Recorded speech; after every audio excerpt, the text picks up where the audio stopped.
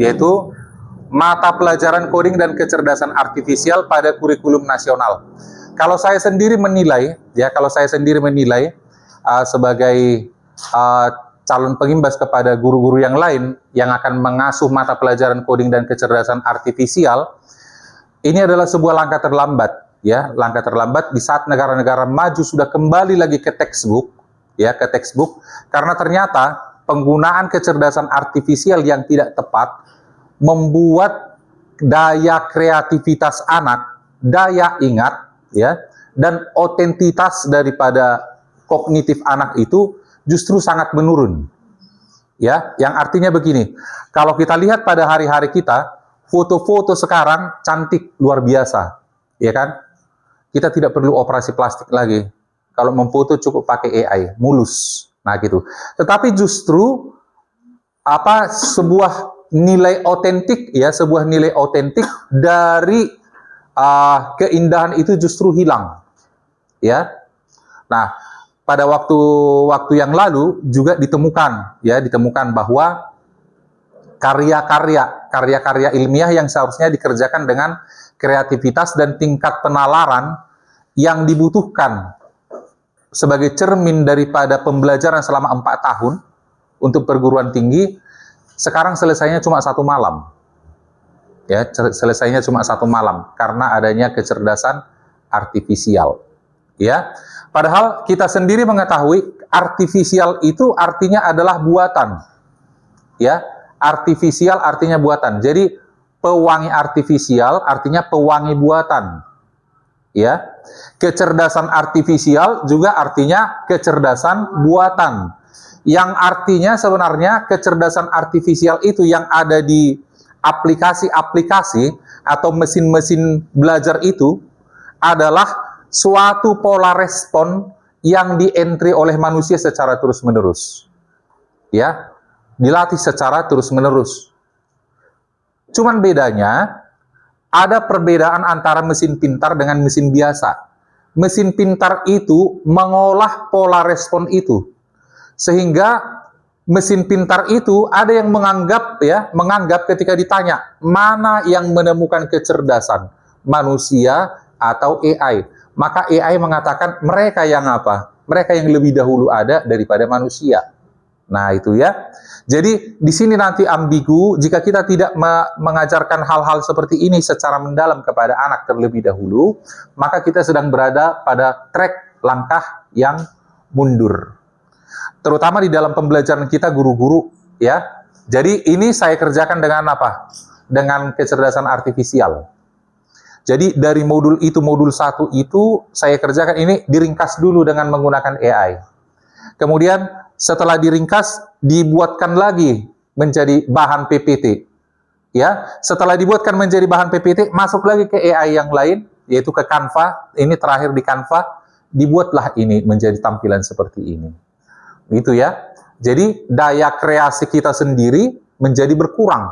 Daya pikir kita menjadi berkurang karena kita secara tidak sadar, karena tuntutan banyaknya pekerjaan, akan mengandalkan hasil-hasil yang instan. Gitu Termasuk bikin lagu, bikin perangkat pembelajaran, Kita tergantung kepada hasil yang instan.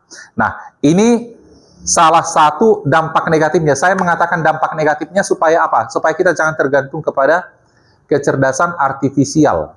Ini hanya latihan secara terus-menerus, sehingga ketika kita membuat modul ajar mata pelajaran apapun, ini sudah banyak korespondennya masuk ke AI, sehingga ketika apapun yang kita tanya tersedia dalam AI itu. Walaupun ada limitasi atau keterbatasannya. Kemudian coding, coding itu secara ringkas disebut juga dengan bahasa pemrograman, Kenapa enter, kan? Itu membuat paragraf baru, apa. Itu disebut dengan bahasa pemrograman.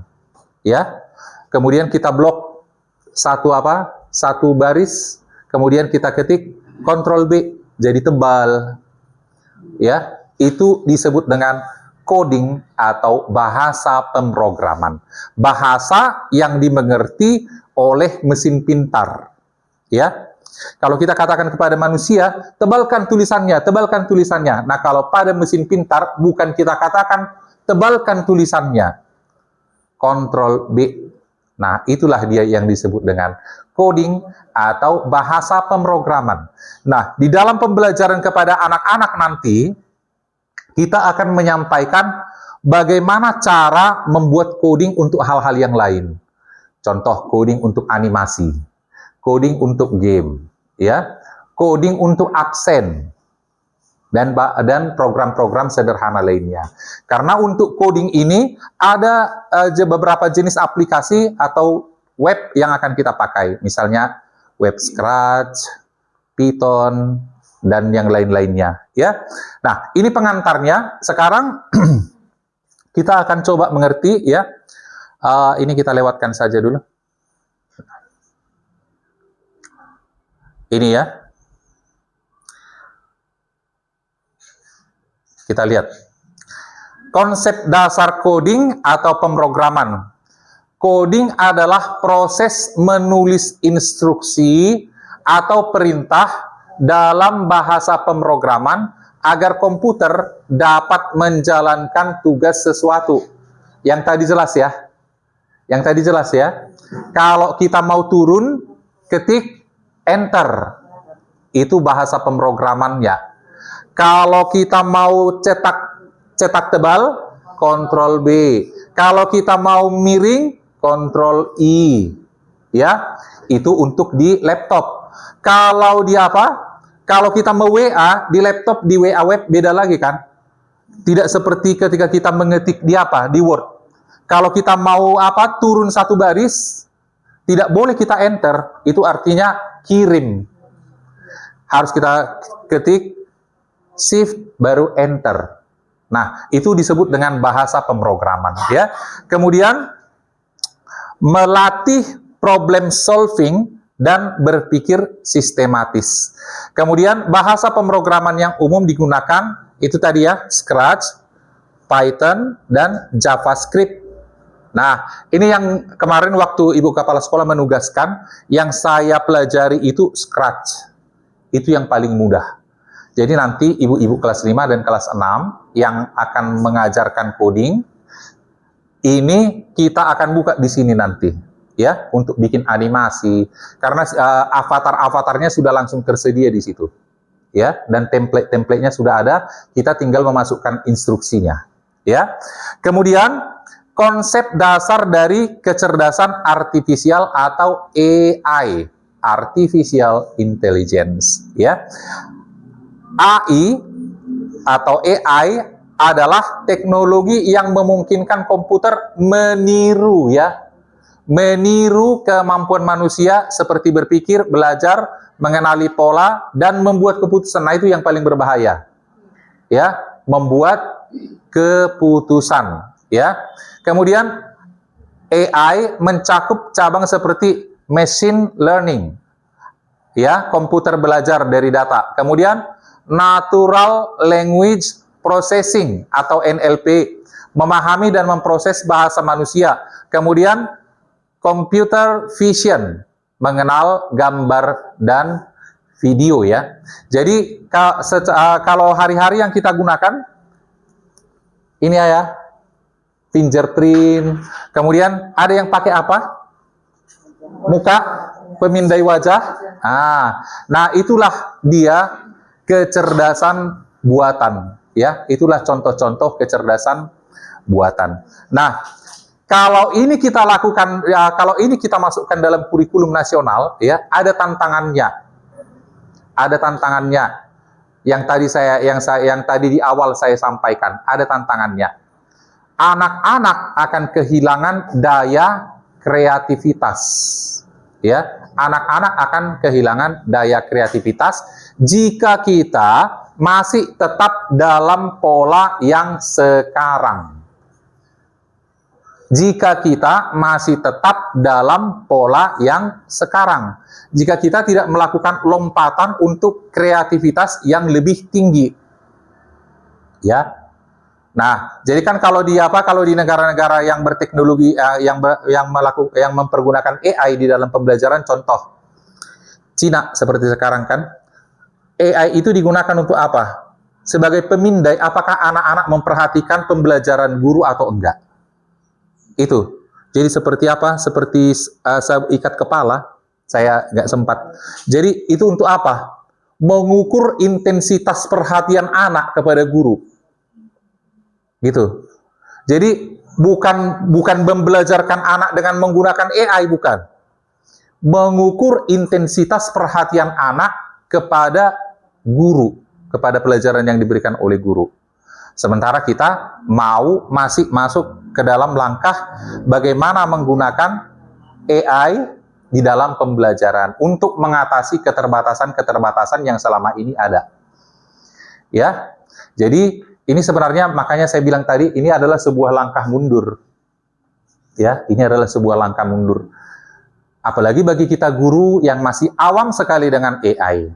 Ya. Nah, jadi kalau saya menyampaikan ini kemarin waktu di Diklat, ya, saya berpindah dari satu AI yang lain ke AI yang lain. Jadi nggak ada karya saya yang otentik sebenarnya di dalamnya. Nggak ada yang hasilnya dari pikiran saya.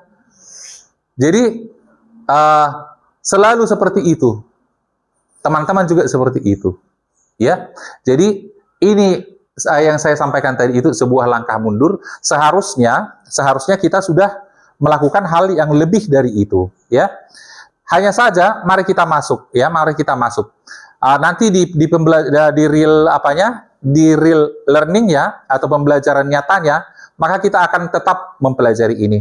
Sekarang kita lihat elemen dalam coding dan kecerdasan artifisial, yaitu satu, berpikir komputasional. Komputasional itu sih artinya berpikir menurut langkah-langkah metode ilmiah, ya. Nah, dekomposisi, kalau dalam bahasa IPA-nya dekomposisi itu apa? Ayo, siapa yang masih ingat guru-guru kelas 6, kelas 5? Dekomposisi. Kalau komposisi susunan. Iya, dekomposisi lawannya komposisi, ya. Kalau komposisi dia membentuk. Nah, kalau dekomposisi lawannya berarti dia menguraikan. Nah, itu dia ya. Jadi berpikir komputasional itu yang pertama adalah dekomposisi, memecahkan masalah besar menjadi kecil. Ya, menjadi masalah yang lebih kecil. Nah, ini memudahkan pengenalannya ya, pengenalan masalahnya. Contoh dekomposisi, aktivitas dekomposisi dalam apa? Dalam ilmu pengetahuan alam, misalnya pembusukan ya. Pembusukan kan dari bentuk yang utuh lama-lama menjadi terurai dia. Nah, kemudian pattern recognition atau pengenalan pola. Ya, pattern artinya pola, recognition artinya pengenalan. Pengenalan pola. Ya. Jadi sebenarnya ada contoh latihannya ya, ada contoh latihannya di modul, tidak sempat saya lampirkan tadi ya. Mencari pola yang berulang. Makanya kalau saya dulu waktu masih baru-baru aktif menggunakan laptop, saya sering melihat history watch dari YouTube orang.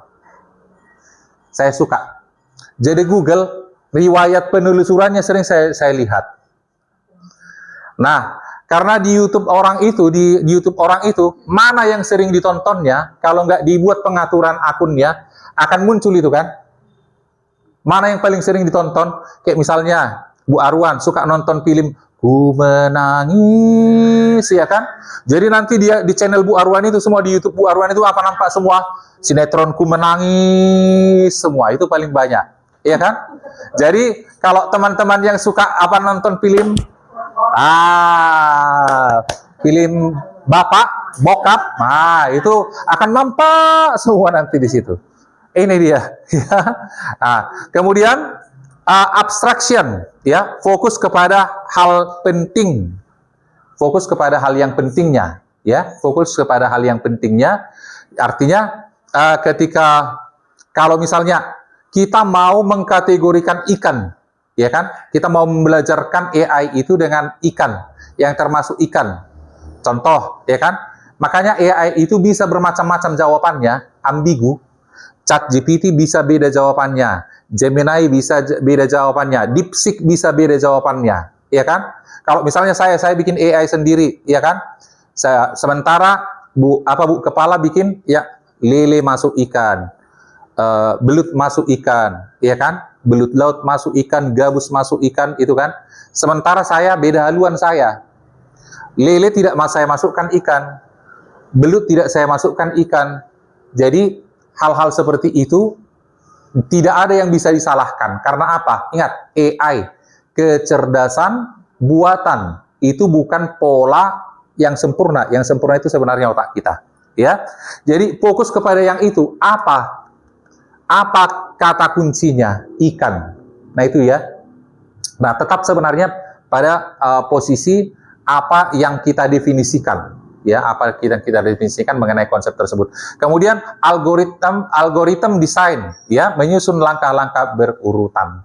Nah, makanya kalau di FB Pro beda-beda keberhasilan orang kan. Karena apa? Ini masalah algoritma, ya. Ini masalah algoritma. Ada yang dalam 1 tahun sudah dapat ratusan dolar, ada yang sudah 5 tahun tetap dapatnya receh-receh 1, 2, 0, itu masalah ini, ya. Jadi berpikir komputasional itu ini dia, ya. Akan kita sampaikan kepada anak berpikir komputasional itu ini. Jadi sebenarnya otak anak itu lebih canggih dari komputer, ya. Kemudian ini elemen dalam pembelajaran ini. Yang kedua itu literasi digital. Literasi digital adalah kemampuan menggunakan teknologi digital dengan bijak, aman, bertanggung jawab untuk mencari informasi, berkomunikasi, dan belajar. Ya, ini dia. Jadi kalau misalnya kita membelajarkan coding dan AI ini kepada anak, maka tetap harus kita sampaikan konsep dasar dari penggunaan AI ini.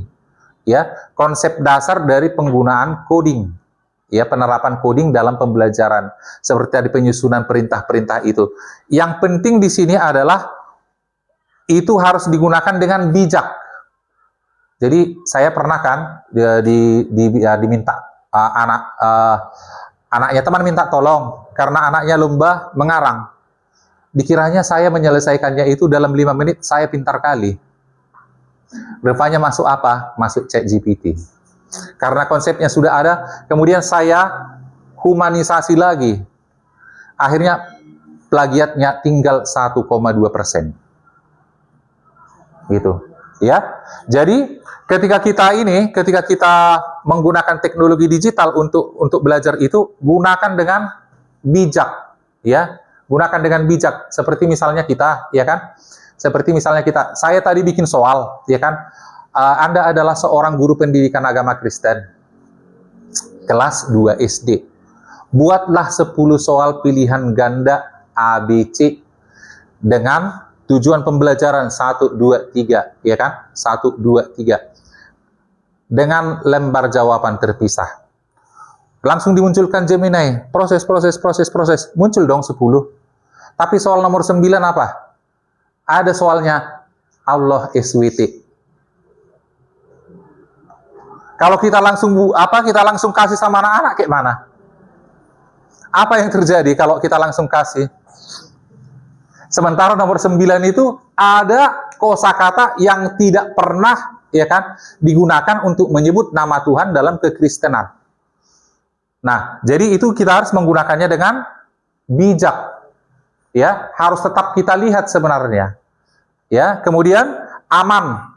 Makanya dikatakan jangan lampirkan identitas kita. Misalnya jangan retinanya jangan nampak jelas dan hal-hal yang lain, ya. Kemudian bertanggung jawab.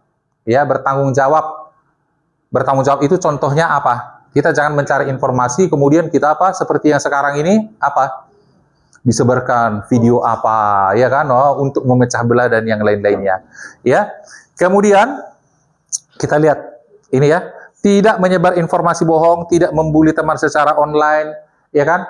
Kalau udah ada foto kawannya, itu risiko zaman sekarang kan, dimasukkan ke AI, orang yang nggak bisa membalaskan dendamnya, dibikin videonya dia menumbui kawan yang membuli dia. Iya kan? Bisa, gitu. Jadi akhirnya rasa humanitas itu menjadi sangat berkurang. Ya. Kemudian yang ketiga, literasi dan etika kecerdasan artifisial. Ini ya, machine learning. Ini adalah bagian dari kecerdasan artifisial atau AI ya, KA atau AI sama saja, yang merujuk pada sistem yang dapat belajar sendiri. Yang tadi, ya. Jadi kalau kayak yang dipilih, kalau kita membiarkan kecerdasan buatan itu yang menjadi sumber informasi, sumber referensi kita, maka akan terjadi seperti yang di film-film. Iya kan? Mereka yang menjadi presiden kita menjadi apa? Menjadi rakyatnya. Hati-hati, ya. Kemudian deep learning. Nah, ini yang apa yang sedang kita lakukan ini. Ini adalah subkategori dari pembelajaran mesin yang berbasis pada jaringan saraf buatan. Deep learning itu masuk ke sini kita, ya. Masuk ke sini kita. Jadi pembelajaran mendalam itu ya, pembelajaran mendalam itu yang 3 itu, ya.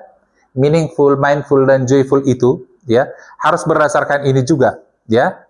Kemudian KA generatif, ini adalah subkategori dari model deep learning yang dapat menghasilkan konten baru berdasarkan apa yang dijelaskan dalam input yang tadi, ya. Kita mau bikin modul, kita mau bikin apa, ini KA generatif atau AI generatif, bisa membuat sesuatu, yang membuat video, membuat musik, membuat hal-hal yang lain, ya. Pemanfaatan dan pengembangan kecerdasan artifisial. Ini ya, aplikasi pengenalan gambar untuk belajar tentang objek dan makhluk hidup. Ini udah banyak ya yang kita scan langsung muncul namanya ya. Permainan edukatif yang memanfaatkan kecerdasan artifisial untuk memberikan umpan balik dan personalisasi pembelajaran.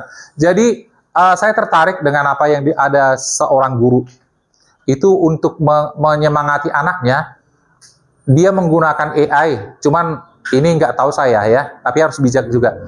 Jadi dipakai foto anak-anaknya itu kemudian digenerasi, diregenerasi, sehingga muncul anak-anak itu posenya setelah besar jadi apa? Nah, misalnya kelas 1 nih, ya kan, kelas 1. Si Alpino misalnya, anak kesayangan Bu Supri, ya kan? Jadi apa? Jadi tentara. Dibuat dia di-create oleh kecerdasan artifisial itu menjadi tentara. Besarnya si Alpino itu kayak mana kalau jadi tentara?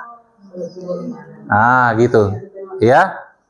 Seperti itu dia. Kalau misalnya Bu Kiki nanti umur 90 tahun kayak mana? Padahal boro-boro umur 90. 60 pun belum tentu, ya kan? Nah, itu. Kemudian kesehatan. Bapak Ibu udah pernah dengar kemarin ada 3.000 kasus masalah kesehatan di Cina tidak ditangani oleh dokter. Udah baca? Dilakukan operasi 3.000 bukan dilakukan oleh tim dokter manusia, kecerdasan buatan. Jadi bukan apa? Bukan hanya teller yang akan berkurang perannya nanti di dunia ini. Dokter juga. Lebih jago kan? Lebih presisi maksudnya. Kalau dokter nanti kan nggak kuat mengoperasi sampai 20 jaman kan? Kalau AI nggak rusak. Bisa sampai 20 jam mengoperasi kan?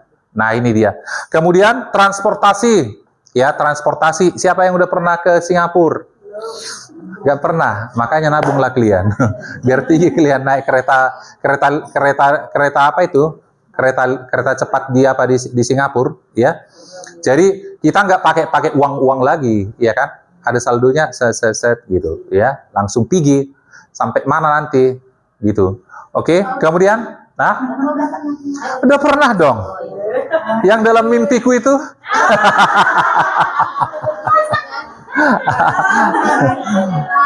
Kemudian keamanan, ya, keamanan. Jadi kebanyakan keamanan yang apa di HP, fingerprint ya, fingerprint itu termasuk kecerdasan buatan, pengenalan pola itu kan. Ketika kita mengentrikan sidik jari kita kan kita gini kan, sampai semua kan, sampai semua dipindai kan. Nah itu dia. Jadi kalau ketika kita proses pengentrian itu sampai segitu, tapi ketika kita mau buka HP nggak harus gini-gini lagi kan, tinggal gini. Karena salah satunya sudah dikenali. Nah, itulah dia. Oke. Jadi yang seperti ini akan kita sampaikan kepada anak-anak kita. Oke. Kemudian ini bagian yang terakhir. AI sudah hadir di sekitar kita dan terus berkembang. Harus kita sadari ini. Ya, jadi makanya guru nggak boleh ketinggalan sama anak. Gitu. Guru nggak boleh ketinggalan sama anak. Dan kita harus, mau tidak mau, biarpun saya tidak setuju, mau tidak mau, ini harus diajarkan. Ya, ini harus kita sampaikan kepada anak. Ya, ini harus kita sampaikan kepada anak. Ya, sehingga anak-anak boleh belajar. Kita juga boleh belajar. Ya, kita juga boleh belajar. Seperti yang disampaikan oleh Ibu Kepala Sekolah kemarin, menggunakan grok itu kurang dari setengah menit katanya. Ya kan? Saya bilang 2 menit, Ibu Kepala bilang sekian menit. Sebenarnya hal-hal seperti itu ya, hal-hal seperti itu boleh mempermudah. Tetapi jangan lupa, jika kita tergantung kepada kecerdasan buatan, maka daya kreasi kita juga sedang dilumpuhkan di sini. Ya, daya kreasi kita, kreativitas kita sedang dilumpuhkan di sini. Ya, boleh dong yang nggak tahu menggambar ya kan? Kita minta AI untuk menggambarkan boleh, ya. Tetapi konsepnya jangan hilang, ya. Konsepnya itu dari kita. Kayak misalnya karena kami lahir ya yang tua-tua, nggak lahir di zaman komputer, kita lahirnya di zaman mesin tik. Kalau kita menyuruh orang-orang yang tahu komputer, paling tidak konsepnya ada.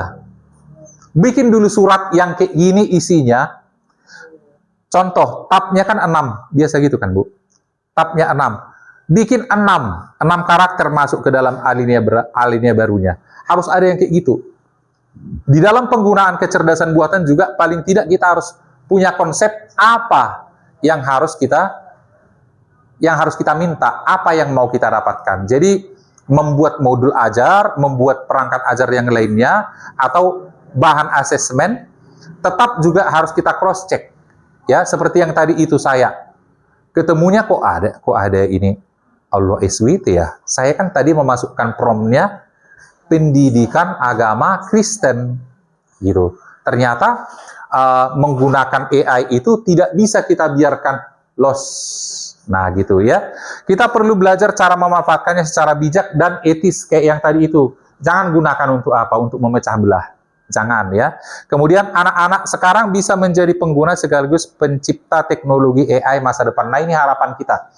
Mungkin ya anak-anak bisa menggunakan AI ini untuk berkreasi ya. Kayak lagu. Tadi saya minta kelas 6A. Lagu sebenarnya di sini kan boleh. Kalau tidak bisa kita poles sedikit. Latihan sedikit. Drama tadi Putri Komodo, iya kan? Seharusnya itu kan sudah tinggal sebentar kan, bisa langsung dipelajari anak, tinggal kita poles, nah gitu, tergantung kepada promptnya. Sebenarnya hal-hal seperti ini gunanya. Tetapi di samping itu, untuk menjaga tingkat otentitasnya, maka kita harus mengawasinya. Ya, itulah bahan yang pertama. Ya, bahan yang pertama untuk mata pelajaran coding dan kecerdasan artifisial pada pengantar kali ini. Ya. Jika ada pertanyaan, boleh bertanya. Jika ada pertanyaan, boleh bertanya. Ada pertanyaan? Yang pasti saya sering menggunakan kosakata kampungan. Kita jangan kampungan lah. Ya, kita jangan kampungan lah. Kecerdasan artifisial ini salah satu alat bantu, ya. Salah satu alat bantu mengatasi keterbatasan. Artinya kayak gini, kalau kita kan masih ingat nggak apa kata Arthur Schopenhauer mengenai nativisme?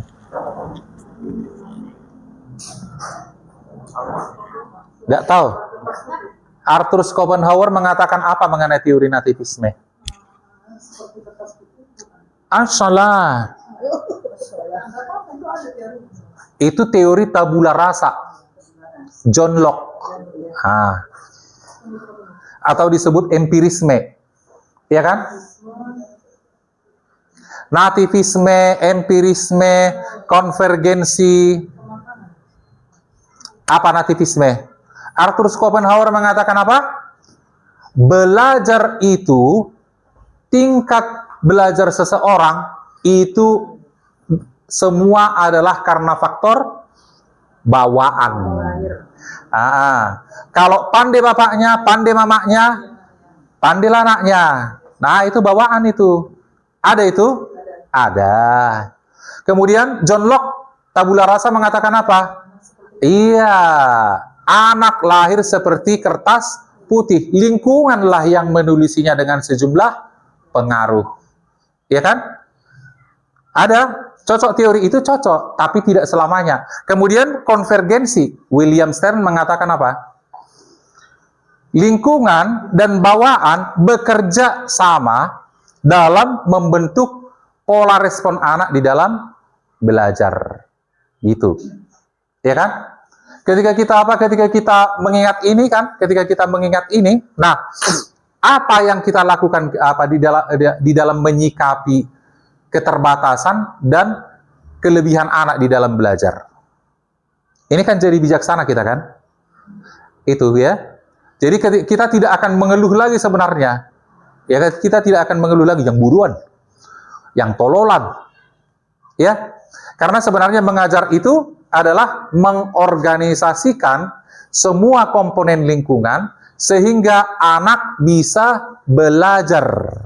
Itulah mengajar. Makanya kayak dibilang ibu kepala sekolah, mana modul ajar? Pergunakan alat peraga. Ini adalah salah satu komponen lingkungan yang harus kita organisasikan supaya anak bisa belajar dan hasilnya maksimal. Itu. Makanya kalau kuliah, jangan lupa ilmu kuliahnya, terutama yang muda-muda, ya kan? Kak Chelsea masih muda, jangan lupa. Ya. Jadi itu melampaui batasan-batasan kita, ya. Oke, itu untuk hari ini. Jika ada pertanyaan, senang kali. Yes, katanya. Berarti kayak gitulah. Nggak boleh kita marah kalau bel kan. Ye, katanya. Orang gurunya pun kayak gitu. Apa itu PVT? PBB. Oh, pola pikir tetap. PPT, pola pikir tetap. Entahlah ya, nggak ngerti aku. Kalau pola pikir yang kayak gitu. Oke, sampai di situ saja. Jika tidak ada pertanyaan, saya mengucapkan terima kasih atas perhatian Bapak Ibu. Nanti untuk lanjutannya setelah OJT akan saya sampaikan kepada guru kelas 5 dan kelas 6. Ya, jadi semester genap akan kita mulai kemungkinan ya Bu. Iya, akan langsung kita mulai kalau enggak semester ini. Oke, selamat sore. Oke, Tuhan berkati. Ya.